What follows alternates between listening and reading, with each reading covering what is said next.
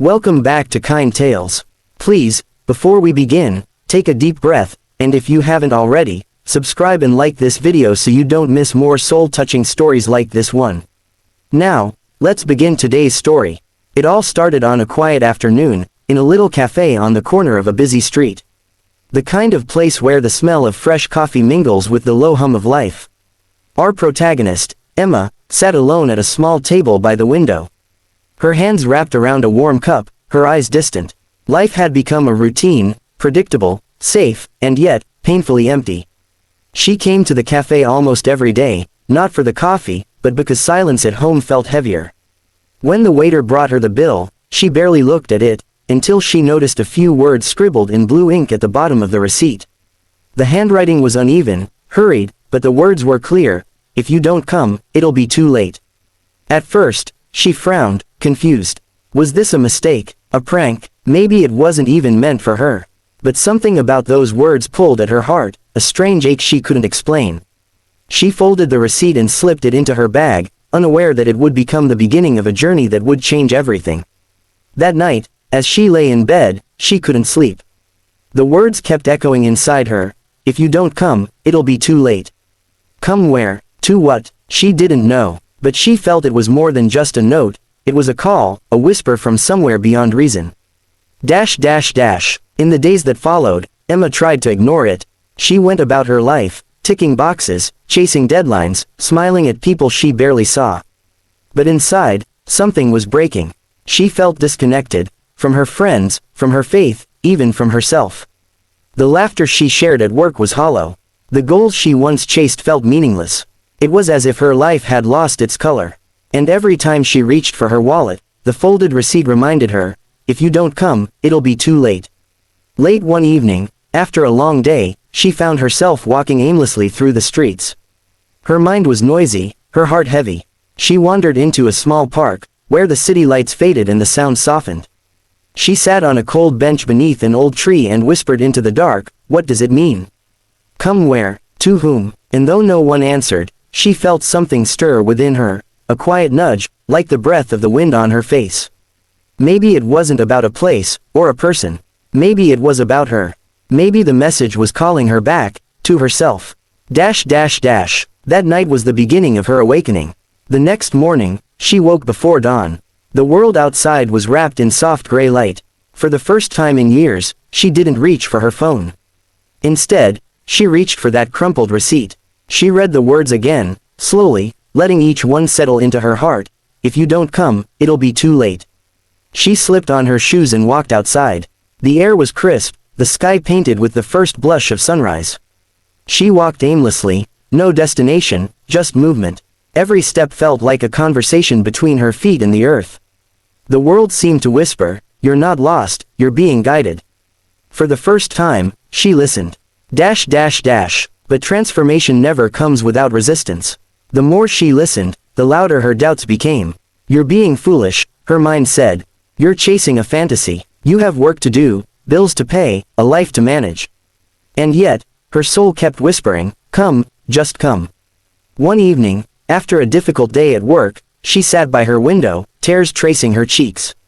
"God," she whispered, "I don't even know how to believe anymore." And for the first time, she didn't hide her pain. She didn't pretend to be strong. She simply allowed herself to be broken. And in that surrender, that quiet, trembling surrender, something changed. It wasn't a dramatic vision or a sudden miracle. It was simply a presence. A feeling that she wasn't alone.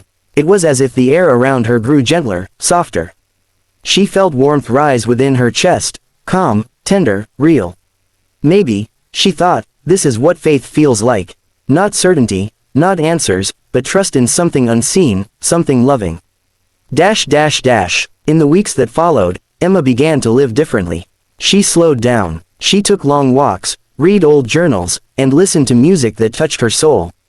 She began to notice beauty in small things: sunlight flickering through leaves, the laughter of a child, the scent of rain. And yet, some days were hard. Some mornings she still woke feeling empty.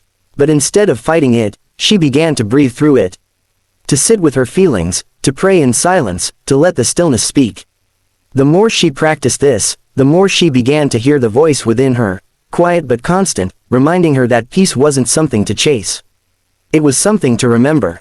It had been inside her all along, waiting for her to come home. One evening, she returned to the same cafe where it all began. She ordered the same coffee and sat by the same window. The same waiter smiled at her, but this time, she looked him in the eye and smiled back. He didn't seem to recognize her, but that didn't matter. She wasn't the same person who sat there weeks ago. When he handed her the bill, she looked at it with a gentle smile.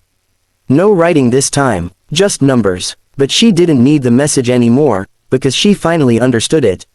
If you don't come, it'll be too late. It wasn't a warning from a stranger. It was a calling from her soul.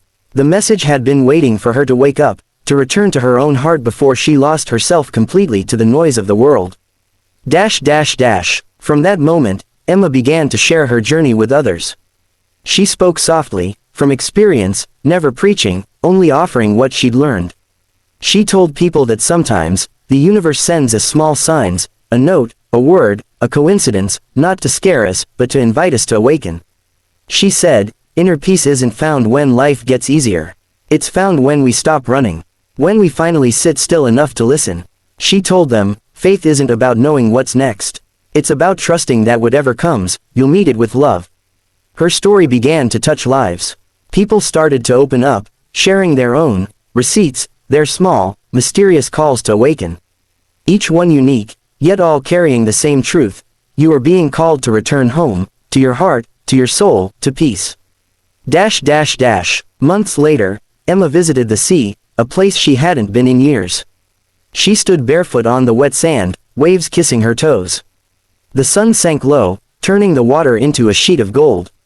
As she breathed in the salty air, she whispered, "Thank you." Not just to the sea, or to life, but to the unseen hand that had guided her through fear, confusion, and doubt, to the love that had always been there, waiting. She reached into her bag and pulled out the old receipt, now worn and faded. She looked at it one last time and smiled. "I came," she said softly. And it wasn't too late. She folded it gently and let the wind carry it away, not as a loss, but as an offering, a message for someone else who might need it next.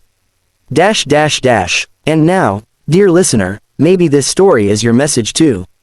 Maybe you've been waiting for a sign, a moment, a word that tells you to move, to change, to believe again. Maybe this story is whispering to you right now. If you don't come, it'll be too late. Not too late for life, not too late for dreams, but too late to live with your heart wide open, to return to who you truly are.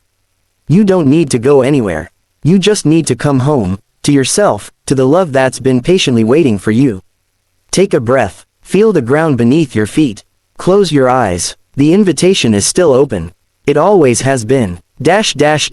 When Emma finally found peace, she realized something profound.